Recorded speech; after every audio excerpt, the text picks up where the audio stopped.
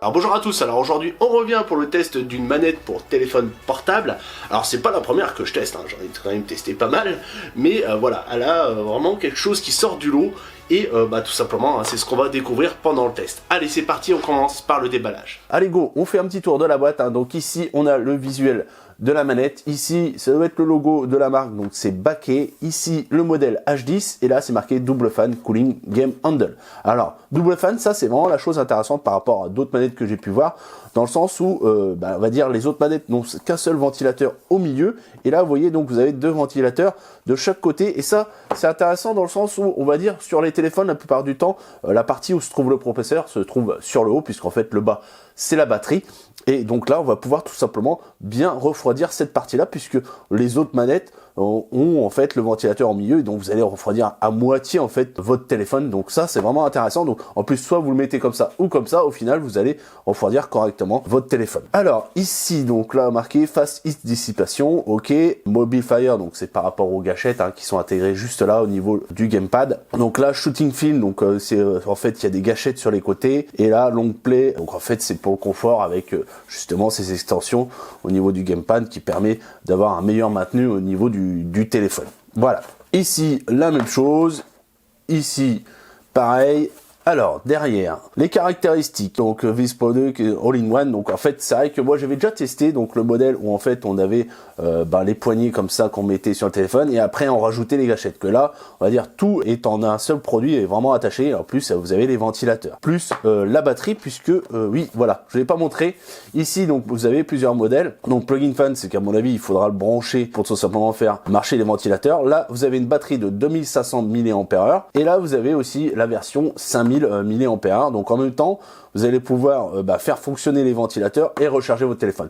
Là, je pense avec 2500, on va dire ça servira juste à faire tourner le ventilateur, mais ce sera déjà pas mal. Mais vous pourrez quand même vous en servir pour recharger votre téléphone.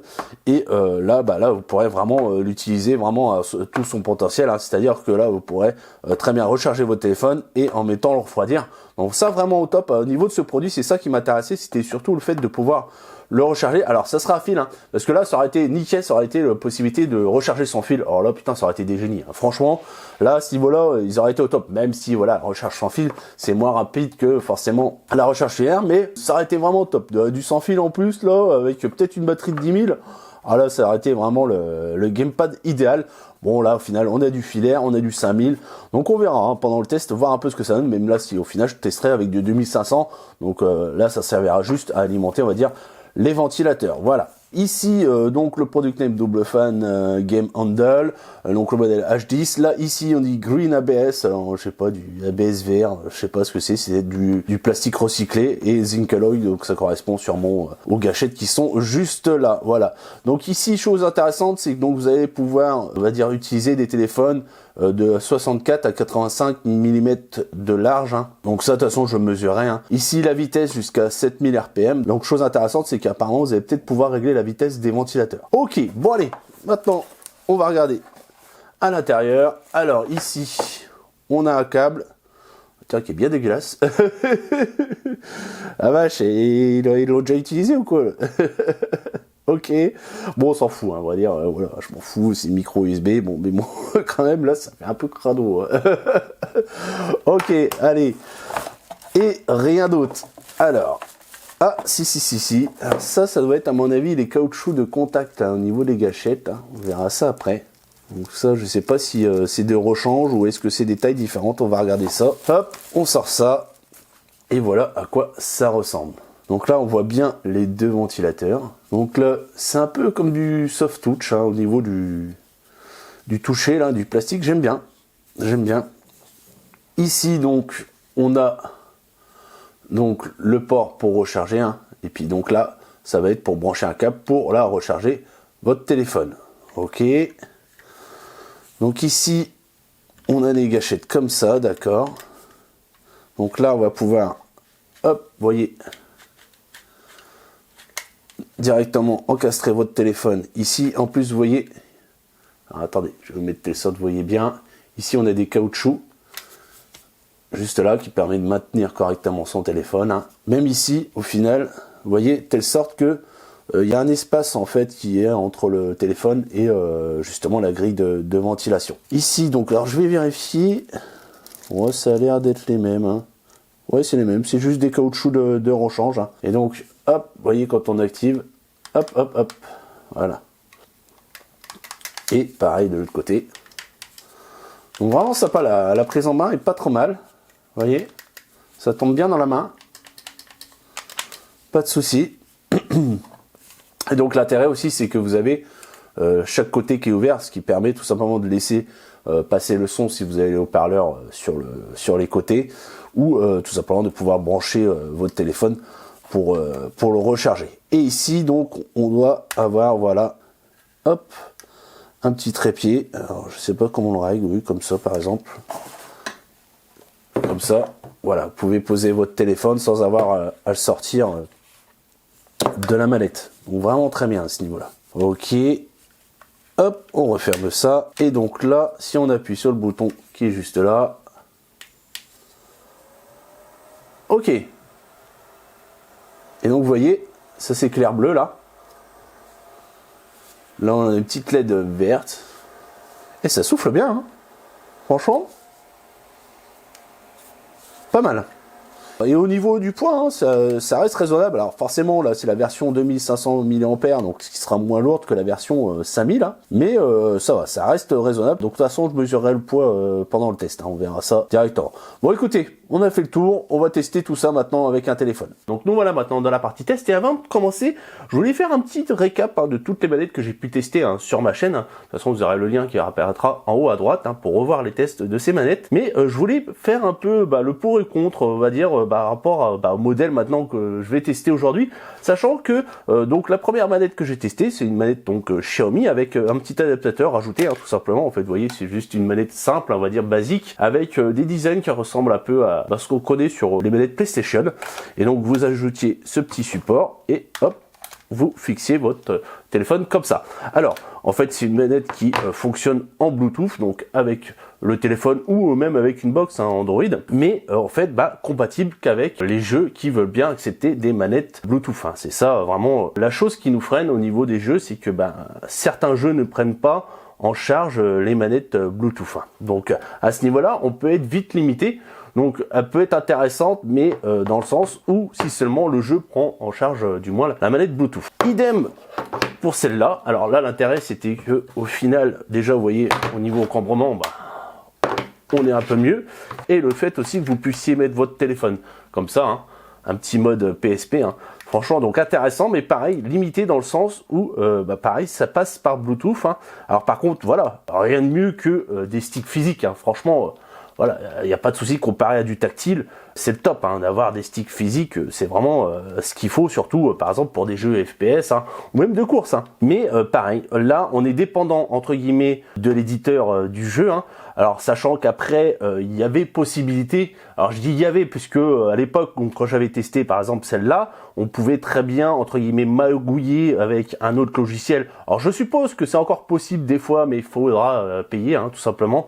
C'est ça, on peut pas toujours passer par des trucs gratuits ou alors peut-être craquer du moins le système, mais encore à mon avis il y a des risques de ban puisqu'au final donc j'utilisais un autre logiciel qui permettait en fait de pouvoir tout simplement utiliser la manette Bluetooth sur un jeu qui n'est pas optimisé pour les manettes Bluetooth. Mais là j'avais testé, c'était Octopus avec celui-là et au final donc on se faisait ban puisqu'en fait il détectait qu'on utilisait un logiciel pour pouvoir tout simplement pallier au manque du fait que le jeu ne prenait pas la manette, mais on se faisait ban. Donc toujours un risque où au final pas de prise en charge. Après au final j'ai testé ça.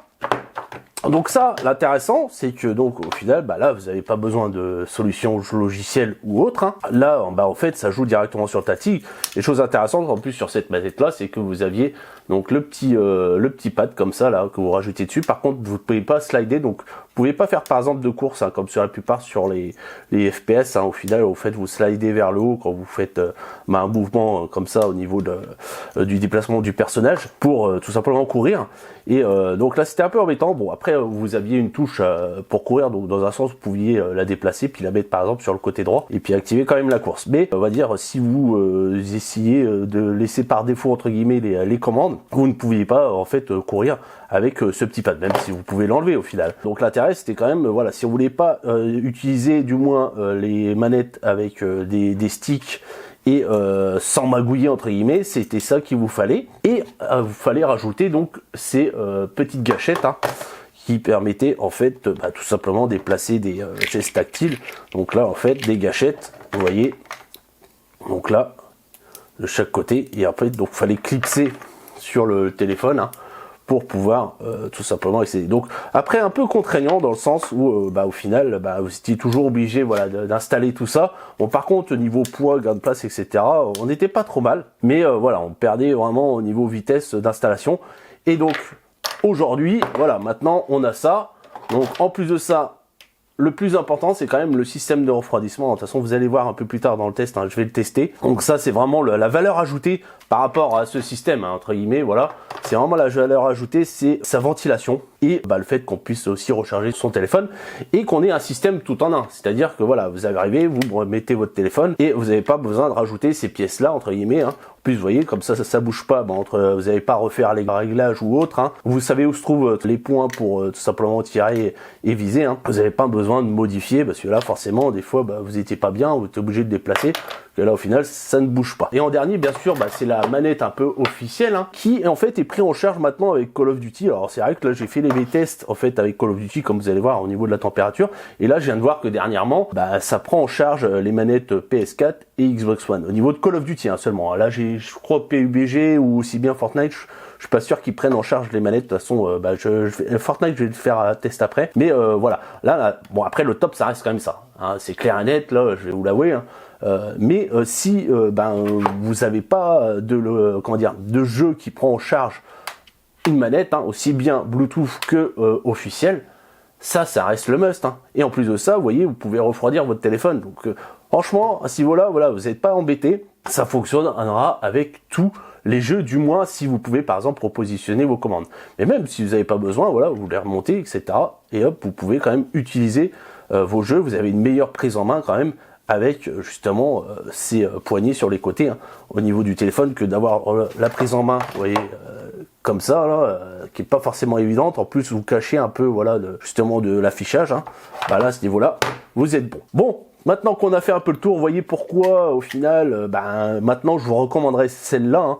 Dans le sens où celle-là ou celle-là, au final, si vous avez une prise en charge, mais on va dire le must, ça reste ces deux-là. Sachant que les manettes Bluetooth, c'est désolant, mais c'est pas pris en charge. C'est vrai que c'est bête, sachant que c'est assez simple à mettre en œuvre, mais non, je sais pas pourquoi ils veulent pas prendre en charge des manettes Bluetooth. Je comprends pas.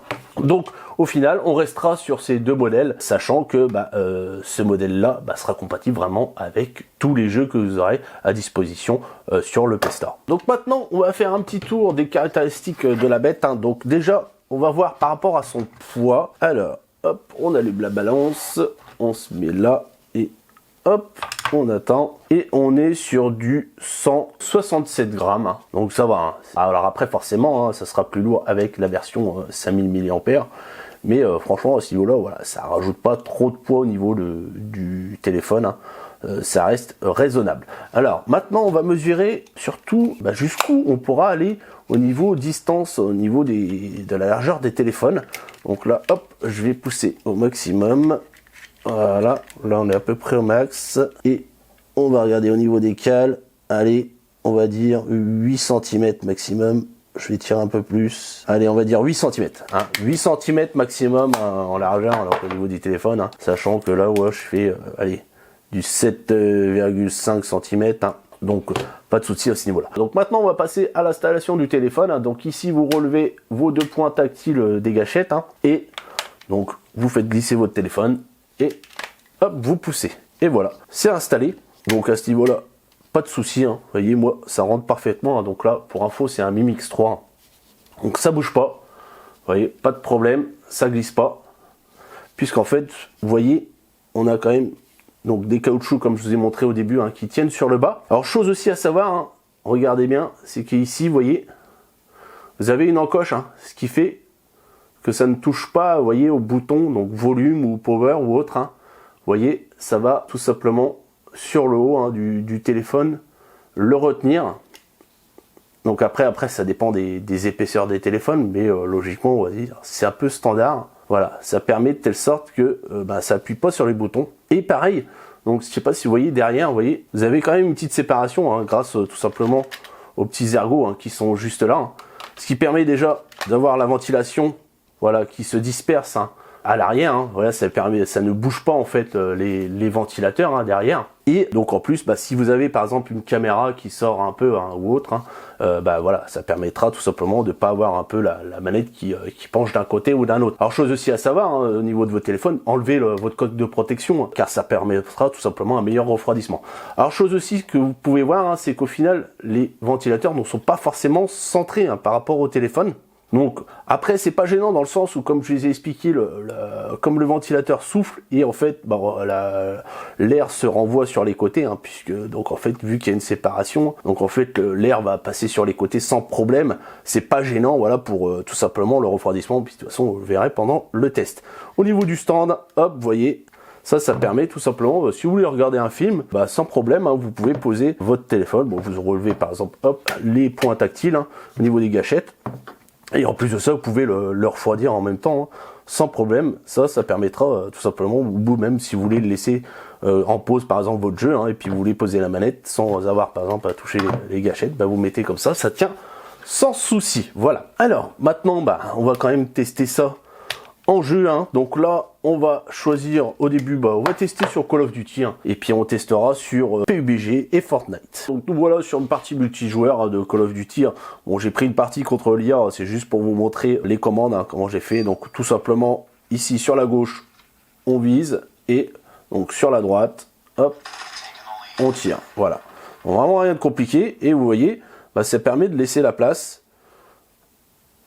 juste en fait, nos mouvements, voilà, vous pouvez glisser tranquillement sans problème, et voilà, hop, vous voyez. Et c'est ça l'intérêt, c'est qu'on répond plus rapidement. Par exemple, si vous laissez la visée automatique, par exemple sur Call of Duty, là vous avez carrément plus de réactivité, hein. Quand vous avez un ennemi, vous visez plus rapidement et vous tirez plus rapidement. À ce niveau-là, c'est vraiment intéressant, c'est que au final vous gagnez en réactivité au niveau du jeu. Voilà. Bon, après, là, en même temps, je suis en train de regarder ce que je suis en train de filmer, et en même temps jouer, là, c'est un peu compliqué, hein. Je vous le cache pas. Mais bon, voilà. Dans le principe, on a quand même, sur Call of Duty, du moins, là, ce que j'ai testé, on a quand même une meilleure activité, surtout au niveau des tirs, etc. Et vous voyez, donc en fait, là, j'ai tout simplement changé, en fait, ici, mis les points tactiles pour viser et pour tirer, ici. Et à partir de là, hop, vous voyez, ça fonctionne au quart de tour sans problème. Donc ça, intéressant à ce niveau-là.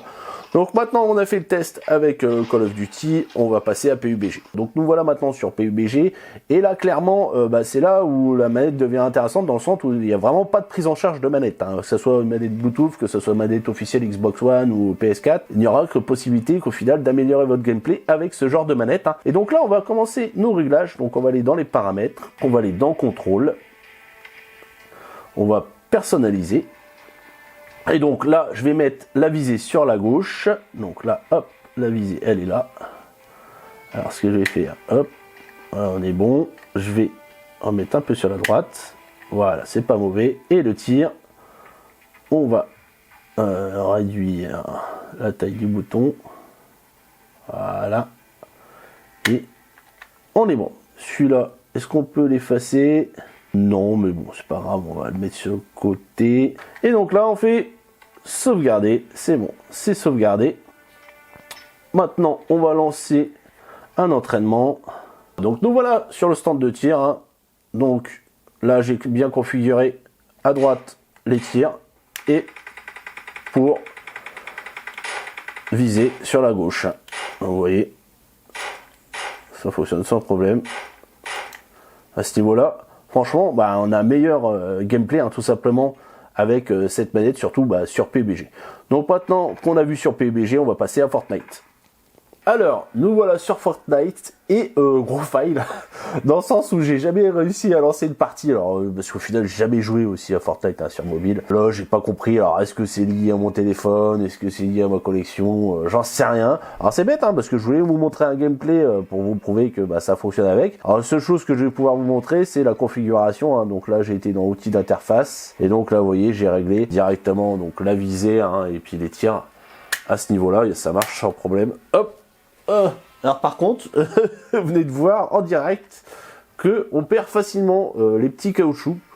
Ça c'est nul par contre, vous voyez, en fait ça s'enlève facilement. Donc comme ça, vous le voyez en direct. Alors faut faire attention quand vous rebaissez, voilà, faire attention à ce niveau-là. Et donc vous pouvez voir, hop, on est bien sur la visée et le tir sans problème. Vous faites appliquer, puis à partir de là, vous avez enregistré vos commandes. Donc après, vous pouvez mettre d'autres commandes. Vous n'êtes pas obligé de mettre viser ou tirer. Vous pouvez mettre, je sais pas, construire ou autre. Mais bon, à ce niveau-là, c'est tout. Je pourrais pas vous montrer plus sur Fortnite. Voilà, c'est possible de le configurer avec cette manette-là. Je sais même pas si elle prend en compte des manettes officielles, genre Xbox One, je sais pas du tout. Mais au moins, voilà, vous pouvez l'utiliser quand même si vous arrivez à vous connecter. Moi, je pourrais pas aujourd'hui, je pourrais pas vous montrer, mais voilà, vous pouvez que me croire. Alors aussi, je vais vous montrer aussi un détail qui est un peu embêtant. C'est que vous voyez ici, vous n'avez pas accès aux touches par exemple du volume. Donc par exemple si vous voulez tout simplement baisser ou monter le volume, alors moi j'y arrive dans le sens où au final j'ai une interface qui apparaît quand même. Donc là par exemple vous voyez j'accède quand même au bouton du volume qui est juste là sur la gauche,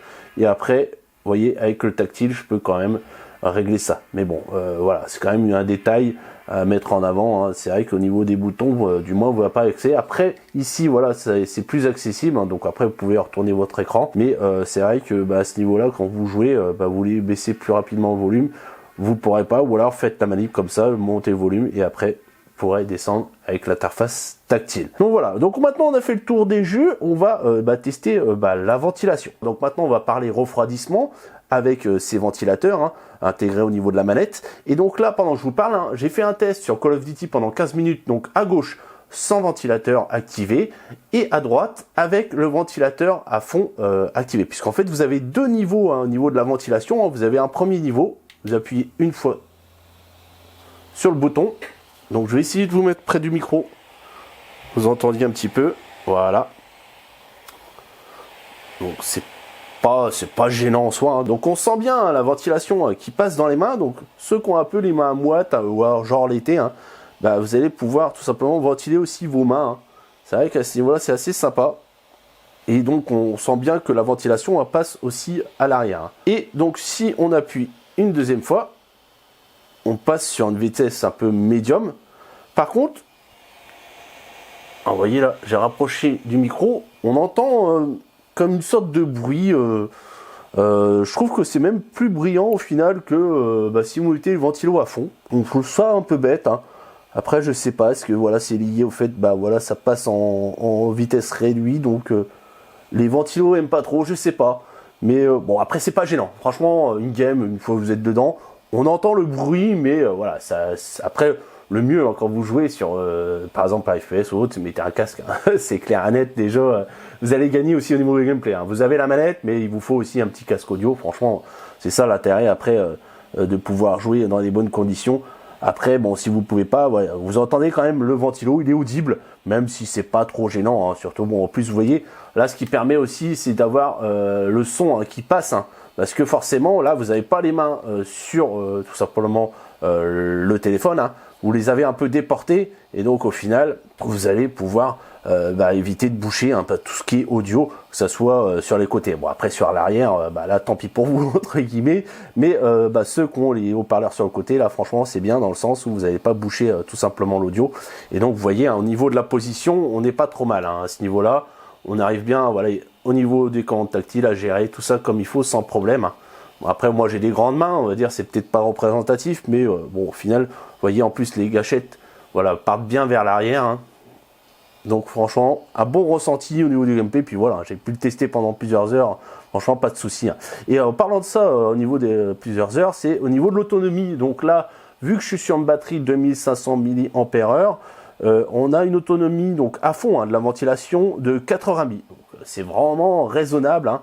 À ce niveau-là, on n'est pas embêté. Au niveau de l'autonomie, on est très très bon, hein. Et sachant que forcément, si vous avez la version 5000, vous doublez tout simplement l'autonomie, ou au final, vous pouvez aussi doubler l'autonomie si vous mettez au niveau médium, hein, de la ventilation. Vous ne mettez pas à fond à ce niveau-là. Vous gagnez aussi en autonomie. Et maintenant, vous avez pu voir, hein, par rapport au test, est-ce que c'est gadget? Pas du tout.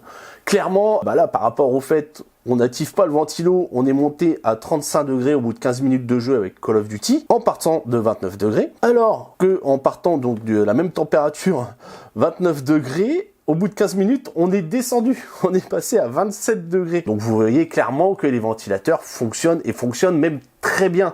Et ça permet tout simplement de refroidir vos composants, que votre processeur puisse tourner sans problème, parce que au final, je sais pas si vous le savez, mais sur les téléphones, plus le processeur chauffe et plus il va baisser en fréquence pour éviter justement des surchauffes. Après bon, ça dépend des téléphones, hein. Des fois on a un système de refroidissement comme ici, hein, sur le Mi Mix on a un refroidissement liquide, hein. Mais on va dire, sinon clairement on gagne aussi bien en autonomie. Bon, je pense que ça joue pas vraiment au niveau de la chaleur, mais clairement au niveau de la fréquence, au niveau de la puissance utilisée au niveau de votre téléphone, et même après je pense pareil pour les températures hautes comme l'été, etc.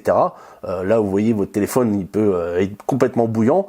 Là clairement vous l'économisez, en même temps vous augmentez sa durée de vie, hein, puisque tout ce qui est composants qui chauffent, hein, c'est clairement pas bon pour la durée de vie des composants électroniques. Donc maintenant on a fait le tour de la ventilation, on va parler un peu recharge, même si dans ma version c'est pas la priorité, mais je vais vous montrer que ça recharge pas trop mal. Donc moi j'utilise un petit cordon comme ça, hein. C'est vrai que c'est sympa si vous avez des batteries externes, achetez des petits cordons comme ça coudés là, vous voyez, ça c'est toujours un sympa, surtout qu'ici vous voyez, hop, vous branchez ici, hop, vous mettez votre téléphone comme ça, et hop, vous branchez là, sans problème, hop, vous voyez, ça recharge, ça s'est lancé sans souci.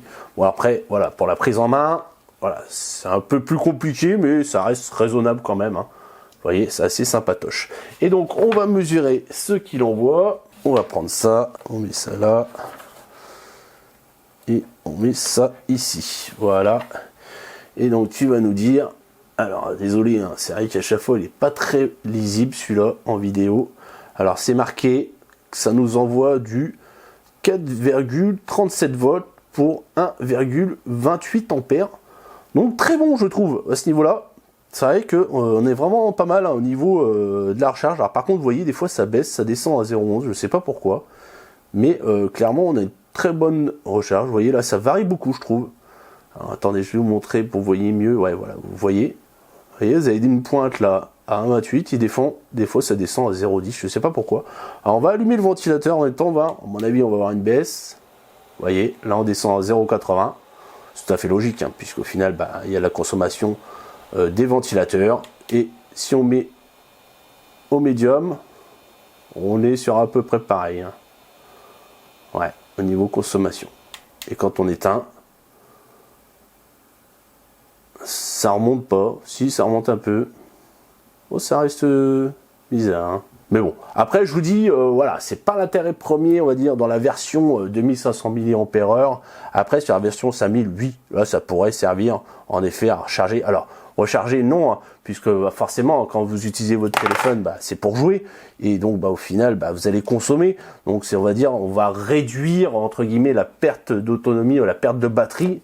On va réduire parce qu'il y aura toujours quand même une perte de batterie, hein. Là clairement on n'est pas sur de la quick charge, hein. Là on aurait de la quick charge, là on pourrait gagner en autonomie, mais là clairement non, là on va perdre, mais on va réduire un peu la perte au niveau de la batterie, au niveau de ça. Donc c'est vraiment sympa aussi à ce niveau là, hein. Je trouve ça c'est intelligent d'intégrer une petite batterie pour pouvoir recharger son téléphone. Donc bien vu d'avoir intégré un petit port USB, hein, pour recharger son téléphone. Donc voilà, on a fait le tour un peu de ces spécificités, on va passer à la conclusion. Donc voilà, le test est fini, c'est le temps de la conclusion, et on commence comme d'habitude par les reproches, et j'en aurai deux à lui faire, hein. C'est le premier, ces petits caoutchoucs là qui sont assez faciles à enlever, et c'est vrai que par exemple, vous travaillez ça dans un sac à dos, et vous avez vite fait de les perdre, hein, ces petits caoutchoucs, surtout vous voyez, ils sont assez petits, bon il y en a deux de rechange quand même, mais je trouve ça mal fait. Alors peut-être penser à les coller ou autre chose, je sais pas, mais bon, avoir quelque chose, ils auraient dû mettre un système, voilà, qui tienne mieux, on va dire, au niveau des caoutchoucs, parce que une fois que vous avez plus les caoutchoucs, au final la manette elle sert pas à grand chose, hein.